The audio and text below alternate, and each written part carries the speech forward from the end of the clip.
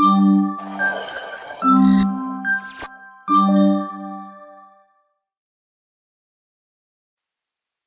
everyone and welcome back to this channel. So in this video हम लोग face locked loop देखेंगे.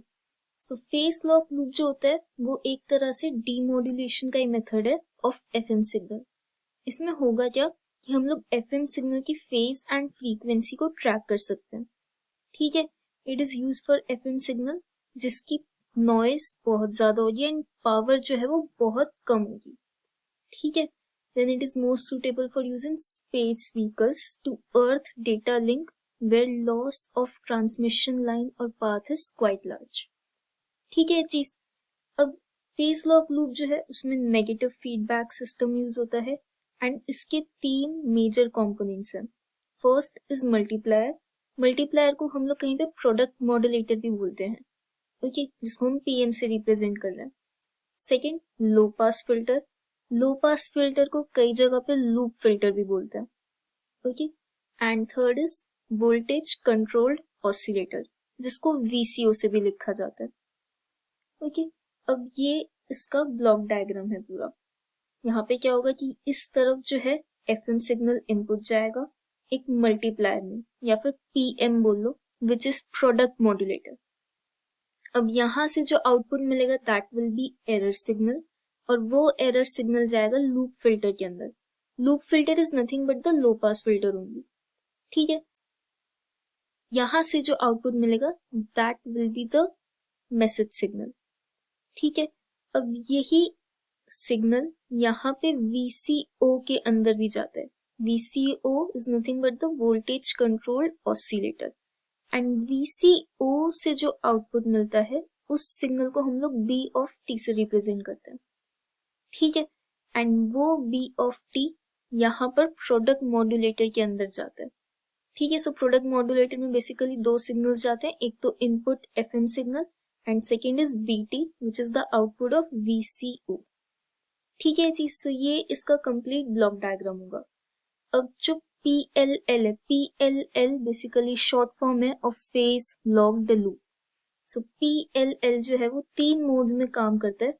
First is free running, second is capture range and third is lock range. अब free running का यार मतलब क्या हुआ? Basically हो क्या रहा है कि यहाँ से हमें इनपुट सिग्नल मिला, यहाँ से हमें बीटी मिला एंड ये दोनों गए प्रोडक्ट मॉड्यूलेटर में और वहां से मिला एरर सिग्नल. ठीक है, अब प्रोडक्ट मॉड्यूलेटर में जा रहे हैं यानी कि इन दोनों का क्या हो रहा है, मल्टीप्लीकेशन हो रहा है. अब ये दो जो सिग्नल्स हैं इनमें से अगर मैं कह लूं कि ये वाला कॉस है, ये वाला साइन है, अब ये चीज अब तक हमने बहुत बार देख ली.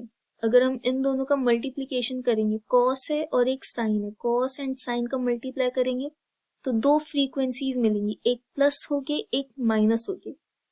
अब ये क्या है, लो पास फिल्टर. सो प्लस वाला तो डेफिनेटली पास नहीं करेगा, पास क्या करेगा, माइनस वाला. सो इन अदर वर्ड्स मैं ये कह सकती हूँ जो मेरा ईटी होगा यानी कि जो एरर सिग्नल होगा that will be the difference of the frequencies of these two signals, right? अगर मैं assume करूं जो FM सिग्नल है उसकी फ्रीक्वेंसी जो है वो FC है, ठीक है, एंड जो BT है उसकी जो फ्रीक्वेंसी है वो FV है. सो एरर सिग्नल जो होगा that will be nothing but the difference of FC and FV. So FC minus FV will be equal to ET. I hope ये क्लियर हो गया होगा कि क्यों माइनस होगा, प्लस वाला क्यों नहीं होगा, बिकॉज वो लो पास फिल्टर से पास करेगा ही नहीं. ठीक है ना, ये चीज बहुत बार देख ली हमने अभी तक पूरी वीडियोस में. ठीक है, सो इसलिए हम लोग सिर्फ डिफरेंस वाला जो कंपोनेंट है उसको यहाँ पे देख रहे हैं. So F C minus F V will be the error signal. ठीक है, अब हमारा मोटिव क्या होता है कि एरर सिग्नल 0 रहे, लेकिन एज्यूम करो ऐसी सिचुएशन की जो FC है यानी कि इसकी फ्रीक्वेंसी बहुत ज्यादा हो गई एंड जो इसकी फ्रीक्वेंसी है दैट इज FV वो बहुत कम हो गई.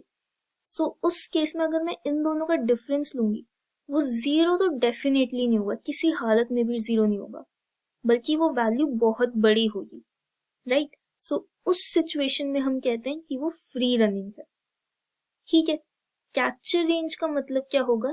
कैप्चर रेंज मतलब कि इन दोनों की जो फ्रीक्वेंसीज है उसकी वैल्यू ऑलमोस्ट इक्वली हो गई, बहुत क्लोज हो गई है।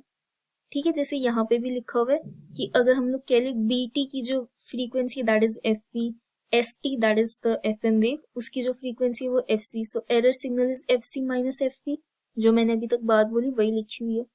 अब अगर ये दोनों फ्रीक्वेंसीज इक्वल ही हो जाए, सो उस केस में होगा क्या? जो एरर सिग्नल है वो जीरो हो जाएगा, राइट? ये दोनों फ्रीक्वेंसीज अगर इक्वल हो गई तो इन दोनों को सब्ट्रैक्ट करेंगे तो ऑब्वियसली वो जीरो होगा, सो एरर सिग्नल उस केस में जीरो हो जाएगा। सो उस सिचुएशन को हम लोग बोलते हैं कैप्चर रेंज। ठीक है, so that will be the capture range.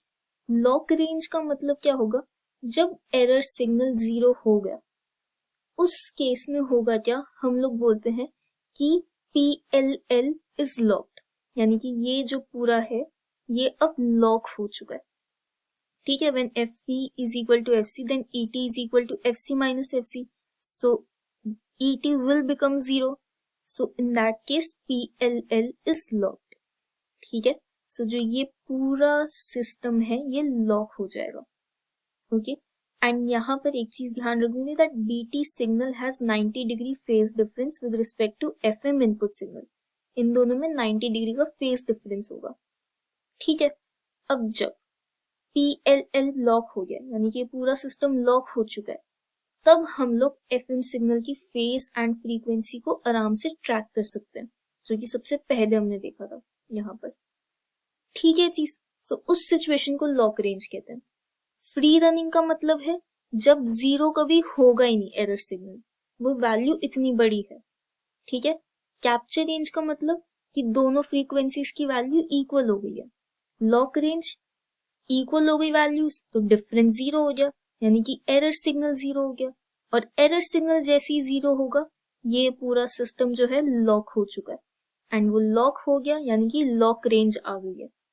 ठीक है, एंड उस सिचुएशन में हम लोग FM सिग्नल की फेज एंड फ्रीक्वेंसी को आराम से ट्रैक कर सकते हैं। ठीक है चीज, सो आई होप ये पूरा क्लियर हो गया होगा कि फेज लॉक लूप होता क्या है, उसका डायग्राम कैसे है, वो वर्क कैसे करता है, उसके तीनों मोड्स का मतलब क्या हो गया। ठीक है चीज, so this is it for this video and I will see you in the next one.